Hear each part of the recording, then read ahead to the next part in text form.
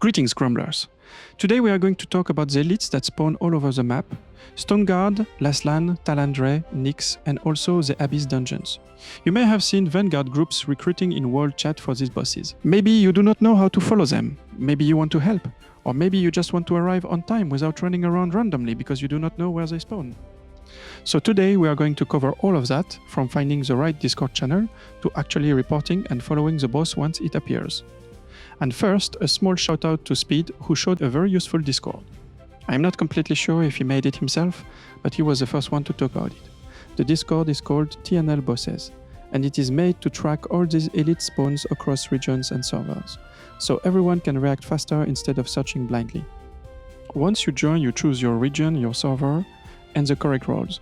This is important, because the bot needs to know which server information you actually want to see, otherwise you would be flooded with useless alerts from everywhere. For example, my server is usurper, so I select that, and then the bot gives access to server-specific tracking channels and tools. Before talking about the automatic alerts, there is something very important. The spawn locations are already documented. If a boss can spawn in Stonegard, Laslan, Talandre, NIX, or an Abyss dungeon, you can click the information and see exactly where to search. It is really well done, this must have been a huge amount of work, so honestly, big respect. Having the screenshots ready saves a lot of time, especially when the spawn can happen in several different corners of the same zone. I'm only showing it because I think it is extremely useful for the community. I believe Ruthiel handled a lot of the setup, so GG to him, and thanks again to Speed for bringing attention to it. From what I understand, a lot of information came from the community as well, with players sharing locations, screenshots and reports. This is the kind of community work that makes the game much easier to follow, especially when the game itself does not always explain everything clearly. So, how does it work exactly? When you go to your server channel, you can of course talk with people, but the most important part is the pinned messages.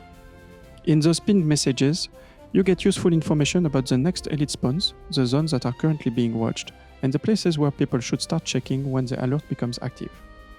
It tells you roughly when bosses are expected to appear, depending on the reports made by the community. Of course, this is not perfect. If a boss was missed, or if nobody tracked it for several spawns, the timer can become unreliable. Some days everything is clean, and some days the tracking is more chaotic. That is why I'm talking about it. The more people participate, the better the system becomes. This is really based on community effort. The more people check locations, confirm kills, and avoid false reports, the more reliable the timers become for everyone.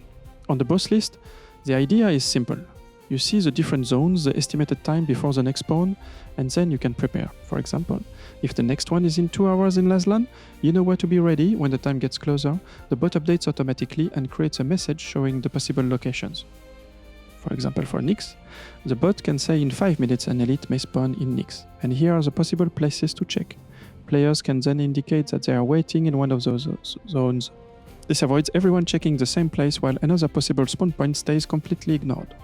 Once someone finds the mob in the correct area, they click the button and the exact location is shared for everyone. The message then shows that the boss was found in NIX by a specific person with a level of trust based on previous reports. And yes, that matters because technically anyone can click anything. Some people may even make fake reports to bait PvP or troll the tracking. On Usurper, for example, we have our lovely little friends from Radiance and Lunar who sometimes enjoy sitting on people's heads and making life annoying. Personally, I find it pretty funny, but I know it makes some people lose their minds. Sometimes people try to reset bosses or make others lose participation, but well, this is Throne and Liberty, it is a PvP game and people are fighting for rewards. Most of the time though, it goes well, especially outside prime time. The work is very community oriented. This morning, for example, we did 3 bosses and people waited for others to arrive before killing them. On some bosses we were not very many, so everyone had time to come back and participate. But when troublemakers are around, things can quickly become messy. That is why knowing the exact location matters so much. A vague alert is useful, but an exact screenshot is what actually lets people arrive in time. In some areas, there are several possible spawn points, so the Discord includes multiple screenshots. This is especially useful in Abyss dungeons. If the boss is inside Sanctum, for example, it can be annoying to check everything, because there are tunnels, floors and entry points everywhere. If you joined the game later and did not farm Sanctum during Tier 1 or Tier 2, you may be completely lost. The Discord helps a lot with that. It tells you which floor, which mob, and where it can spawn. So do not forget, 5 minutes before the spawn, if the timer was tracked properly, the alert appears, then someone finds the boss, reports the exact location, and everyone can move. But move fast. Some people are kind and wait, but many players will not wait. If the group is already formed, they may only pause for a few seconds before starting the burst. They will burst the boss with everything they have.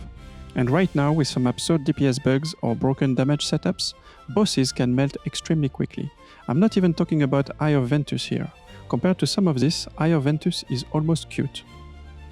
So if you take your time, there is a real chance you arrive too late and do not even touch the mob. Once the boss is killed, players should also click the green button to confirm the kill. Other players can then vote to confirm whether the boss was really killed and whether it was really at that location. Again, this is community tracking.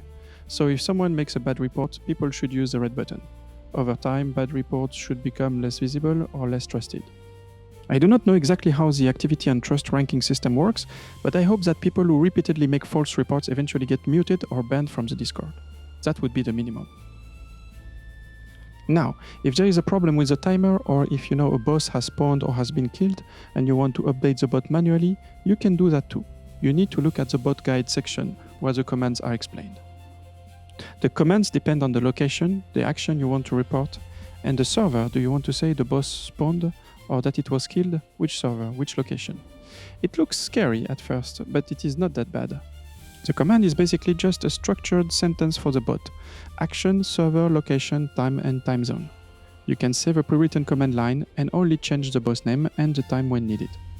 For example, you can report that a boss was killed on Usurper in a specific Laslan Abyss dungeon area with the correct time and UTC offset. For me in France, that means Paris time with a +2 UTC offset.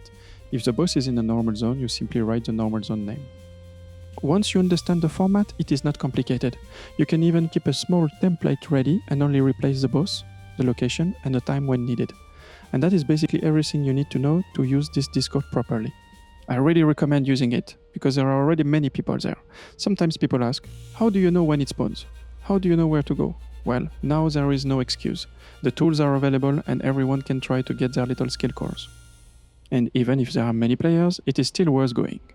As long as you hit the boss and get participation, you still have chances to drop useful materials. Yellow parchments, skill cores, lockstone stones, fragments, catalysts, runes, and sometimes even boxes with 50 runes or more. So yes, it is worth doing, and it is usually quite fast. Even if you only catch a few of them during the day, the rewards can add up nicely over time. They are also trying to update the Discord regularly. Honestly, Ruthiel is working very hard on this, so big congratulations. And again, feel free to share it with everyone. This Discord is not mine. It is work done by Ruthiel, Speed, and the community. So bravo to them, and good farming to everyone. See you soon.